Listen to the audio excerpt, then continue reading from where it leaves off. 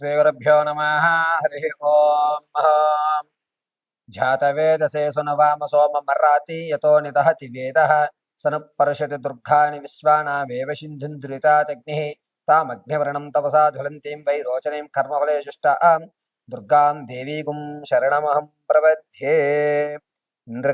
ఇంద్రకీలాద్రి దుర్గి మహాదేవమీశ్వరీ నమో నమః. మేషం నుంచి మొదలుకొని మీనరాశి వరకు కూడా రోజులు గడుస్తున్నా, సంవత్సరాలు గడుస్తున్నా మీరు అనుకున్నటువంటి పనులు అవ్వకపోవడానికి అసలు నువ్వు ఎంత కష్టపడుతున్నాను అంటే, నా అంత కష్టపడేవాడు వేరేవారు లేరు. నేను చాలా ఇబ్బందులతో అన్నీ అధిగమించుకుంటూ వస్తున్నాను. కానీ ఎంత శ్రమించినా ఆ ఫలితం పూర్తవ్వడం లేదు అనేటువంటి సమస్యలకి, ఎప్పటి నుంచో కలగా ఉండిపోయినటువంటి స్థిరాస్తులు కొనుగోలు చేయలేకపోతున్నానే, నా మీద జనాల యొక్క ఏడుపు ఎక్కువగా ఉంటోంది. అసలు నా జీవితం ఏమైనా మారుతుందా, మారదా? నాకంటూ గవర్నమెంట్ ఉద్యోగం వచ్చినా, ప్రైవేటు ఉద్యోగం వచ్చినా అది నిలబడుతుందా, నిలబడదా? ఒకవేళ వివాహయుక్తాలు చేసుకున్న తర్వాత సత్సంతానం అయ్యేటువంటి అవకాశం ఉంటుందా, ఉండదా? అసలు పూర్వీకుల యొక్క ఆస్తి మనం తినేటువంటి అధికారం ఉందా, లేదా? ఇలా ఎన్నిసార్లు ఎంతమంది జ్యోతిష్కుల దగ్గరికి వెళ్ళినా చెప్పిన తరువాత జరగడం లేదు. అదేవిధంగా ప్రతి ఉగాదికి కూడా గమనాలు మారిన తర్వాత నా జాతకంలో ఎన్నో ఇబ్బందులను ఎదుర్కొంటున్నాను. ఈ రోజున్న పరిస్థితి రేపటి పరిస్థితి కంటే దారుణంగా ఉంటుంది. అసలు రేపు అనే పదాన్ని తలుచుకుంటే భయం వేస్తోంది. ఇలా అనేకమైనటువంటి సమస్యలు చాలా మంది వద్ద మాలాంటి పురోహితుల్ని కానీ ఆస్ట్రాలజిస్టులను కానీ కలిసి అసలు నా జీవితంలో మంచి అనేటువంటిది ఉంటుందా, నా జీవితంలో నేను బాగుపడే అవకాశం ఉందా, నేను ఏదన్నా యాక్సిడెంట్ల నుంచి తప్పించుకోవడానికి, గండాల నుంచి తప్పించుకోవడానికి మార్గాలు ఉన్నాయా, నా పరిస్థితి ఏమిటి గురువు గారు అనేటువంటి అనేకమైనటువంటి మీ మనసులో ప్రశ్నలకి ఈ రోజున సమాధానం అనేటువంటిది చెప్పడం జరుగుతుంది. అసలు మేషం నుంచి మీనరాశి వరకు కూడా ఏ ఏ సంవత్సరంలో మీకు అదృష్టం కలిసి వచ్చేటువంటి అవకాశం, ఆకస్మికంగా పూర్వీకుల ఆస్తి కానివ్వండి, లేకపోతే మీరు ఎప్పుడో ఇన్వెస్ట్ చేసి మర్చిపోయిన ధనం మళ్ళా మీకు తిరిగి రావడం, లేదా ఒక ఇన్సూరెన్స్ చేయించారు, ఆ కాగితం కనబడలేదు, ఇన్సూరెన్స్ క్లెయిమ్ అయిపోయింది, మీరు ఇప్పుడు కష్టాల్లో ఉన్నారు, ఆ కాగితం మీకు మళ్ళీ ఎప్పుడు కనబడేటువంటి పరిస్థితి, విడిచిపెట్టినటువంటి బంధాలు, నేను తీసుకున్న డెసిషన్ కరెక్టా తప్పా? కొంతమందికి 2 ఉద్యోగాలు వస్తాయి. ఒక ఉద్యోగాన్ని ఓకే చేస్తారు, ఇంకొక ఉద్యోగాన్ని స్కిప్ చేస్తారు. ఈ ఉద్యోగం ప్రయాణం అవుతున్నప్పుడు మధ్యలోనే క్విట్ చేయవలసిన అవసరం వస్తుంది. అదే అనవసరంగా ఆ ఉద్యోగానికి వెళ్ళవలసిందే, నేను తీసుకున్న నిర్ణయం కరెక్టేనే కాదా, ఇప్పుడు నేను చదువుతున్న చదువు నా జీవితానికి ఉపయోగపడుతుందా, ఇలా అనేకమైనటువంటి వాటన్నిటికీ కూడా మనం చాలా క్షుప్తంగా క్లియర్ కట్గా ఏ రాశి వారికి ఏ సంవత్సరంలో ఎటువంటి అవకాశాలు లభిస్తున్నాయి అనే విషయాన్ని మనం వివరణగా తీసుకుందాం. ఇది కేవలము గోచార రీత్యా మాత్రమే మీకు చెప్పడం జరుగుతోంది, వ్యక్తిగతంగా మాత్రం చెప్పడం లేదు. ఇది మాత్రం క్లియర్గా గుర్తుపెట్టుకోండి.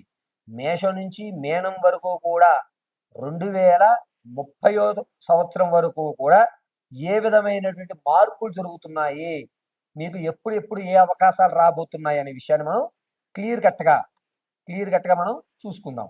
మిథున రాశి వారికి 2026 ఆగస్టు నుంచి 2030 ఆగస్టు వరకు కూడా జరిగేటువంటి పరిణామములు లెక్కలోకి వస్తే కనుక, ఈ 2026 నవంబర్ 18వ తారీఖు నుంచి ఉద్యోగ ప్రాప్తికి ఎక్కువ అవకాశాలు కనుగొబడుతున్నాయి. 2027 ఫిబ్రవరిలోగా మిథున రాశి వారు ఉద్యోగంలో ఉండడం ఖచ్చితము.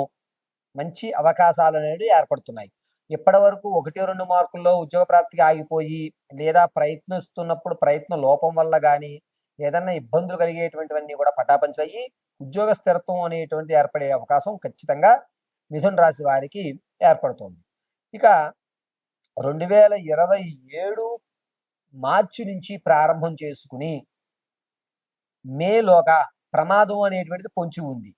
ఈ ప్రమాదంలో ముఖ్యంగా ఏంటంటే కాళ్ళకి సర్జరీ జరిగేటువంటి అవకాశాలు ఎక్కువగా ఏర్పడుతున్నాయి. కాబట్టి మిథున రాశి వారు కాలభైరవుని ఆరాధించడం అనేటువంటిది ప్రామాణికంగా పెట్టుకోండి.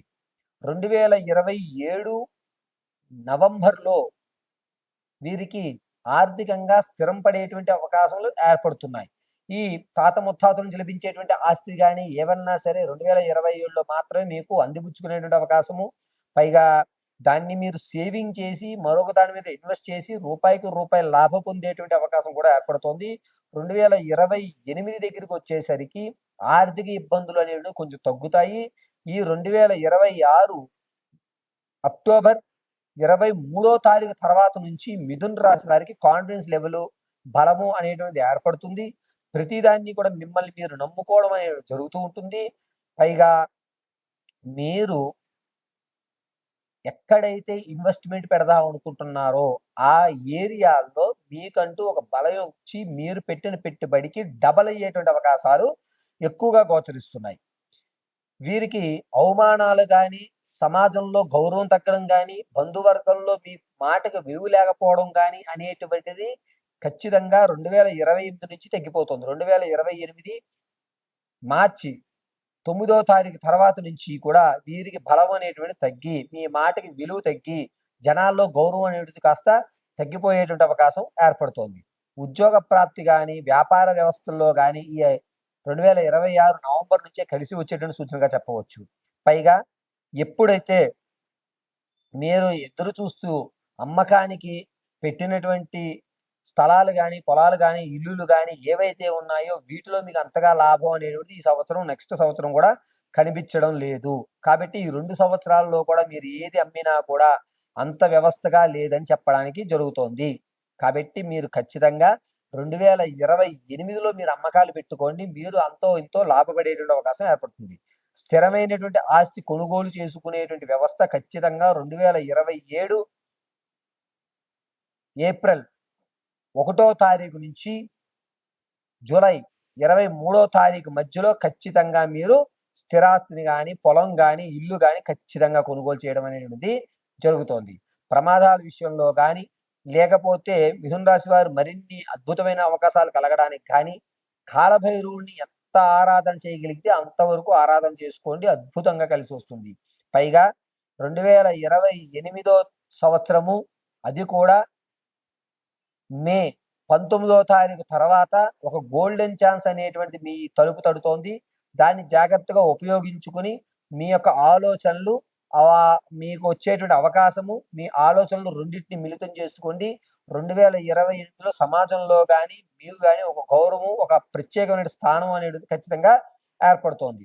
అంతేకాకుండా మిథున రాశి వారికి 2029 సంవత్సరము కొంచెం ఆరోగ్య పరిస్థితి పరంగా, ఆర్థికంగా నలిగేటువంటి అవకాశం ఎక్కువగా గోచరిస్తోంది. ఈ 2029 అనేటువంటిది మిథున రాశి వారిని మానసికంగా కృంగదీసి ఎక్కువ శాతం హాస్పిటల్ పాలయ్యేటువంటి అవకాశం ఎక్కువగా గోచరిస్తోంది. ఇప్పటి వరకు నేను చెప్పిన ఈ ఫలితాలన్నీ కూడా గోచారరీత్యా మాత్రం తెలియజేశాను. మీకు ఒక చార్ట్ వేసి దాంట్లో లగ్నం ఎక్కడి నుంచి ప్రారంభమవుతుంది, ఈ స్థితానుసారం ఇలా జరిగింది, అష్టమంలో వీరున్నారు అని చెప్పొచ్చు. కానీ కొంతమందికి ఆ పరిజ్ఞానం లేక అష్టమంలో స్థానంలో ఎవరున్నారు, ద్వాదశంలో ఎవరు చూస్తున్నారు, శని షష్టమ స్థానంలో ఉందా, ఇటువంటి వివరణతో చెప్తే కనుక కొంతమందికి అర్థం కాదు. కాబట్టి సూక్ష్మంగా సింప్లిఫైజ్ చేసి చెప్పడం జరిగింది. మరిన్ని విషయాలకి కింద స్క్రోల్ అవుతున్న నెంబర్ సంప్రదించి పూర్తి విషయాలు తెలుసుకోండి. పరమేశ్వర అర్పితమస్తు.